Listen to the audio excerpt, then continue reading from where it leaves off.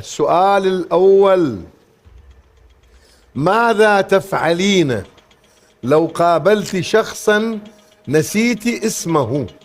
أدلعه أو أصح حبيبي حياتي. حشرة في اسمها حرف مكرر. دودة. كلمة تصف فيها طفل. هادئ. لعبة تعتمد على الحدث. الكون كان الورق. نادي مصري مشهور. الزمالك. غيره. الأهلي. ممتاز ممتاز، برافو عليك بلسم. بلسم.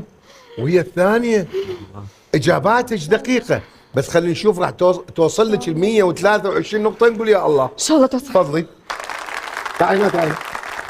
وبلسم يا بلسم، أنت المفروض تجيبين 123 نقطة، لأنه مهيمن جاب 77.